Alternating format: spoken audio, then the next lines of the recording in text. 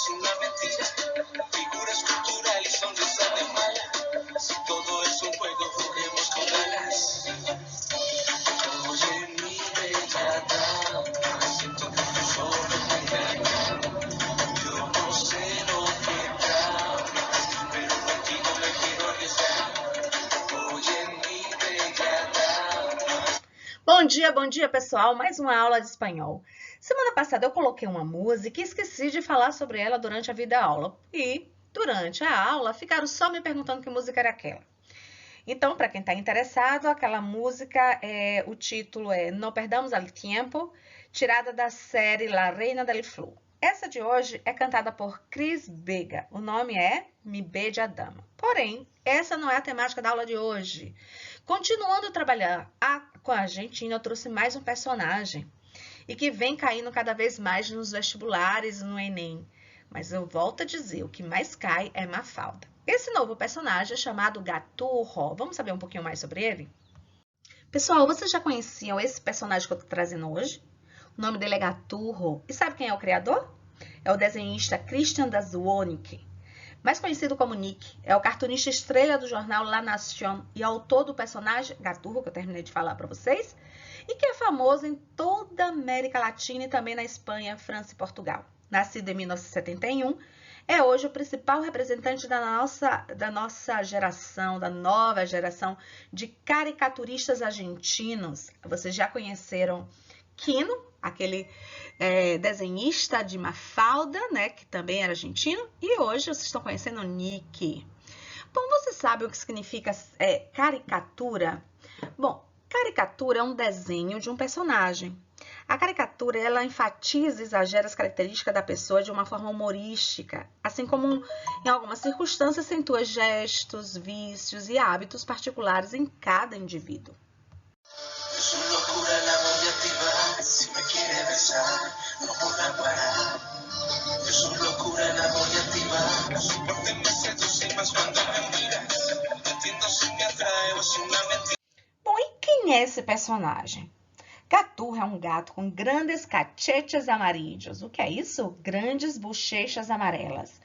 A série trata sobre a vida desse gato, né, que tem o mesmo nome da série, e quem está perdidamente apaixonada por uma gatinha, que se chama Ágata. Mas essa gata não tá nem aí para ele, não lhe preste atenção. Bom, o Gaturro vive na casa de uma família de classe média composta por um casal e 2 filhos. Como é que isso cai no vestibular? Cai da seguinte forma, um exemplo dessa tirinha aqui. Além da parte interpretativa, que eu não vou ler aqui agora, eles pedem que vocês identifiquem, por exemplo, a conjunção utilizada no texto. Aqui nós temos aqui no último balãozinho dizendo piedra, papel ou tijeira. Aí vocês teriam que identificar o O, que significa ou. É só uma possibilidade.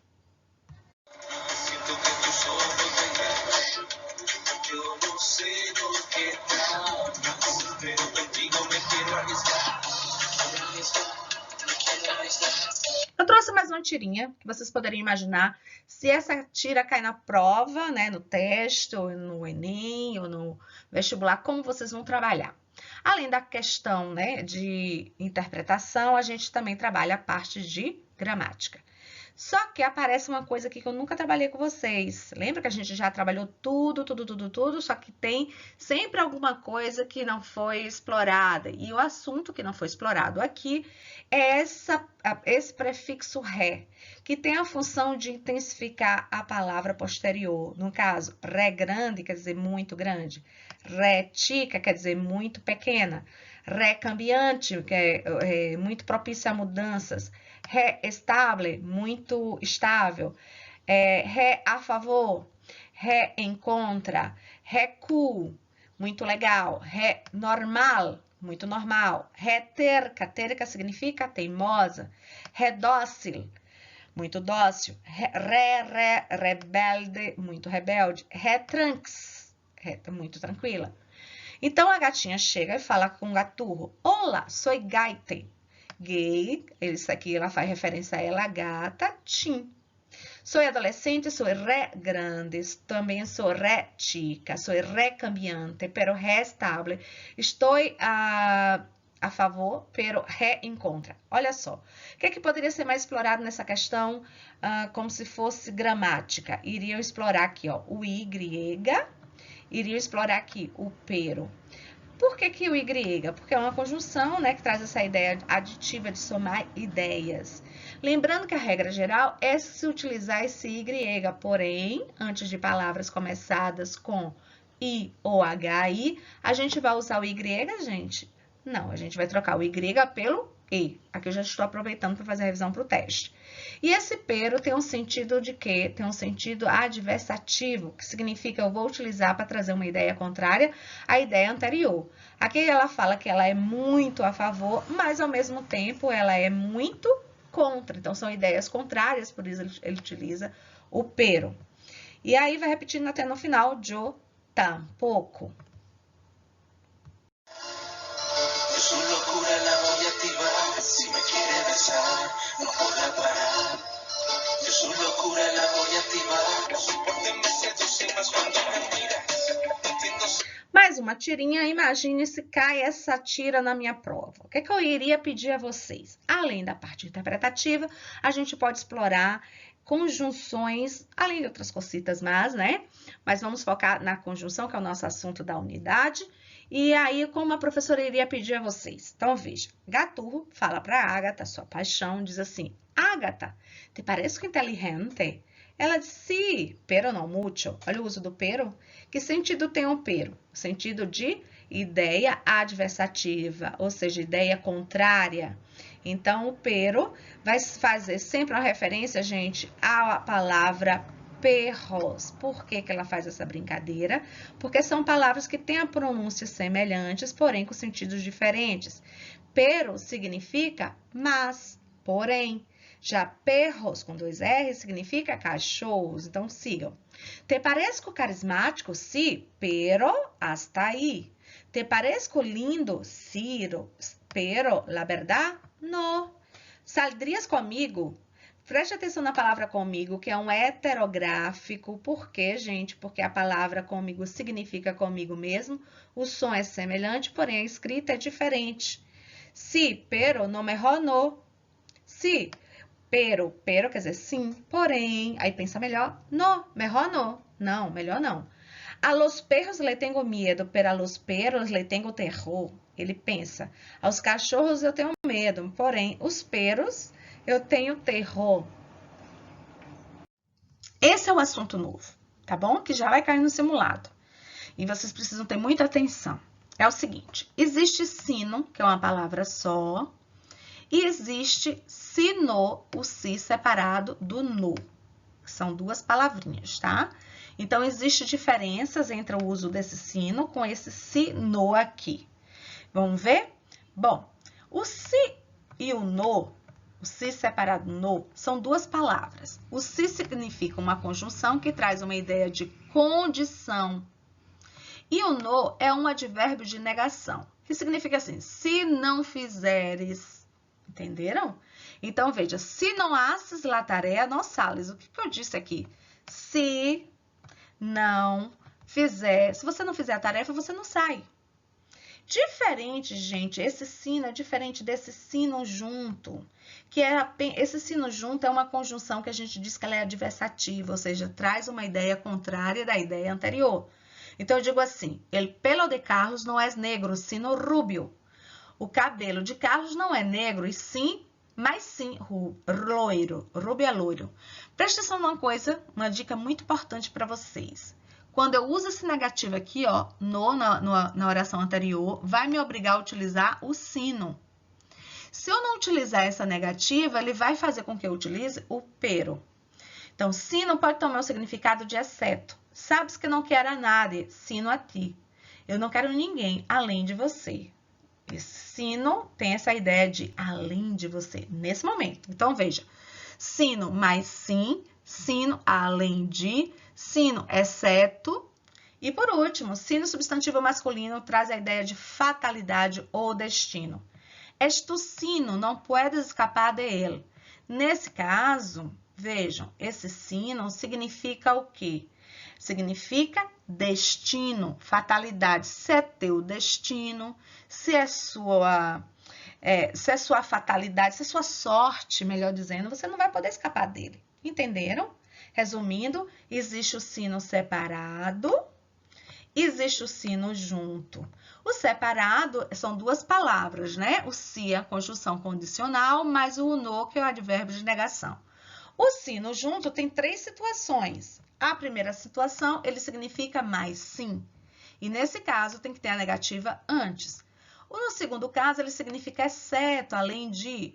E o terceiro caso, ele significa o quê? Sorte, destino, fatalidade.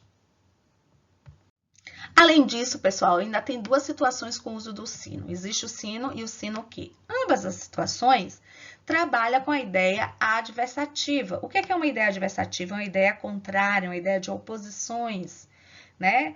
Então, significa o quê? Mas sim, e sim, exceto, senão, além disso, a não ser. Valeu? Porém, quando é que eu vou usar somente o sino e quando é que eu vou usar o sino o quê? Bom, o sino, somente o sino, ele vai exigir que você utilize a negativa, olha. Tem a negativa antes e depois vem o sino. Não quero café, sino té. Não quero café, mas sim chá. Não pode comer frutas, sino pera. Não pode comer frutas, mas sim peras. Nunca fui a Bariloche, sino inverno. Nunca fui a Bariloche, mas sim, ou seja, senão em inverno. Você só foi, melhor dizendo, você só foi a Bariloche quando estava no inverno. Não há outra coisa se não reclamar. Você não faz outra coisa se não reclamar, a não ser reclamar, melhor dizendo. Não só aplaudia, sino também gritava. Não só aplaudiam, mas também gritava. Não só ele sino, todos pensavam igual. Não somente ele, mas todos pensávamos igual. O que é que eu quero chamar a atenção para vocês? Que quando eu uso o sino, vejam meninos, prestem atenção. Quando eu uso o sino, ele tem que ter sempre uma negativa na oração anterior. Aprenderam isso? Beleza. Segundo ponto. O que significa sino? Significa mais sim, e sim, exceto, senão, a não ser. Valeu? Terceiro ponto. Existe o sino sem o que e existe o sino com o que? Sino o que? Qual é a diferença? A diferença é que quando você for usar o sino o que, ele vai ser utilizado entre orações com verbos diferentes, tá? Então, veja, não caminas por lá, caia sino o que? Corre. Eu estou usando o verbo camina aqui, estou usando o verbo corre aqui. Mudou o verbo, eu vou ter que usar sino o que? Não atua com honestidade, sino que nos engana a todos. Eu uso o verbo atuam aqui e eu uso o verbo enganhar aqui. Então, mudei o verbo, eu não uso somente sino, eu uso o quê? Sino que. Somente para solidificar essa aprendizagem, percebam que o si é diferente do sino, formando uma palavra só, que é diferente do si no duas palavras separadas, tá? Existe o si sozinho, existe o si sozinho, existe o sino junto e existe o sino separado. Repetindo, existe o si sozinho, existe o sino junto, existe o sino separado. Vamos entender melhor o que é cada coisa? Beleza. Olha, o si, ele é utilizado, gente, para trazer uma ideia de condição, tá?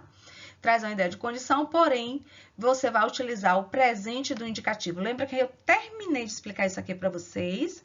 Existem 2 marcadores para trazer essa ideia de futuro usando o verbo no presente. Quais são? Quando, que vai me obrigar o verbo no subjuntivo, trazendo a ideia de futuro. E o se, que vai me obrigar a utilizar o verbo no indicativo. Olha aqui, ó, bienes é indicativo, llueve é indicativo, puedo é indicativo, queres é indicativo, bienes é indicativo. Então, embora eu esteja utilizando no presente do indicativo, eu trago uma ideia de futuro, tá? Então, repetindo, esse se, ele é uma conjunção condicional, trazendo uma ideia de futuro. Diferente desse sino junto, que significa mais sim. Diferente desse sino separado, que é a conjunção condicional se, mas a negativa no, se não. Com o objetivo de já estudando para o teste, vocês devem conjugar no caderno, no presente do indicativo, o verbo banhar-se, que é o verbo reflejo. Lembra da diferença do verbo reflejo para o outro verbo? É que no verbo reflejo você utiliza o que, gente? Esse si. Esse si indica que deve ser conjugado com os pronomes yo me banho e não yo banho. Porém, se eu coloco somente banhar, como é que vocês vão conjugar? Eu banho, tu banhas, ele banha. Porque você vai dizer assim, eu dou banho no meu cachorro. Eu banho el perro, certo? Por isso eu coloco banhar-se. Você vai conjugar como? Eu me banho, tu te banhas, porque você está dando banho em si próprio, tá? Ele é reflexivo. Além disso, vocês vão conjugar o verbo ler, soler. Por quê? Porque a forma de ser conjugado é muito semelhante. Como ele tem um O no radical, ele sofre uma ditongação. Lembrando que o verbo ler também recebe uma adaptação ortográfica, porque ganha a letra H no início, né? Menos no nosotros e vosotros. Então, fica yo uelo, tu ueles, ele uele, nosotros olemos, não tem um H, vosotros oleis não tem H, e eles uelem. Lembrando que quando vocês usarem o olê, que significa sentir o cheiro, ele exige a preposição a, o elo a. A mesma coisa vai acontecer com o saber. Lembra do verbo saber? Que tem o mesmo sentido de saber, porém, nas terceiras pessoas, você pode utilizar no sentido de sentir o gosto. Então, quando você usa assim, você precisa usar a preposição a. Eu digo, la comida sabe a chile. A comida tem um gosto de pimenta. Então, sabe a. Só pode ser utilizado na terceira pessoa singular ou do plural. E por último, o verbo soler, porque sempre é explorado junto com o olê, porque são verbos que são conjugados de formas muito semelhantes. Então, você vai fazer o quê? Como acontece com o olê, que o O é substituído por um ditongo, a mesma coisa vai acontecer com soler. Então, vai ficar yo suelo, tu sueles, ele suele. E nosotros e vosotros não tem a ditongação, fica somente solemos e soleis. Lembram disso? E o que significa soler? Significa costumar. Então, repetindo, oler, sentir o cheiro, tá? Saber a, sentir o gosto. E soler, costumar. Eu suelo hablar mucho. Eu costumo falar muito. Preste atenção no verbo possuir, que é um verbo que tem o E dobrado, diferente do verbo be, que só tem um E. O que significa? Significa que você vai permanecer com esse E dobrado em todas as pessoas, exceto na primeira, que você vai conjugar exatamente como o verbo be. Eu beu, eu posseu. Porém, tu possees, ele possui, repetindo os S, tá bom? Então, resumindo, para o teste do dia 20/7/2020, ou seja, na próxima aula, vocês vão estudar os verbos creer, possuir, ler e be, os vocabulários sobre os dias da semana, os meses del año, as estações del año, as horas. Lembrando que a gente pergunta as horas, a gente pergunta assim, que hora é? Vocês não podem fazer como a gente faz em português. Que horas são? Não pode. Sempre é o quê? Que hora é? Aí, para responder, es la 1 de la tarde. Então, vai ter a mesma concordância como acontece em português. Porém, se for no plural, são las 2, são las 3. Advérbio de tempo. Temáticas que podem cair na parte interpretativa e também explorando gramática, um pouco sobre a Argentina, sobre Mafalda, Quina e Gaturro. Verbos no presente, né? Como eu já falei, soler, oler, saber, e verbos que expressam ações habituais. Vocês podem estudar isso por onde? Pelas atividades que vocês fizeram no caderno, tiraram a fotinha, mandaram para a professora e também pelas videoaulas anteriores. Lembrar dos verbos reflejos, ou seja, reflexivos, das conjunções que nós terminamos de trabalhar aqui hoje. Lembrando de terem mais atenção com relação às conjunções sino, que significa mais, sim ou mais também. Que existe o sino que, e o sino junto é diferente do sino separado. E muita atenção, principalmente com o uso do Y, quando a gente substitui pelo E, do O, que significa O, e quando a gente pode substituí-lo por U. Valeu? Estudem bastante.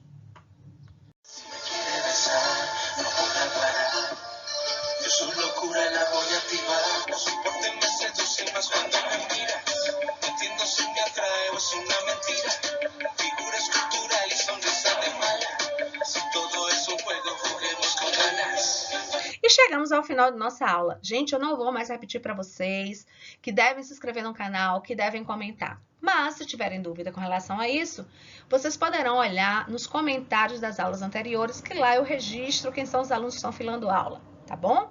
Um beijo, um abraço, até semana que vem. Não esqueçam de estudar para o teste.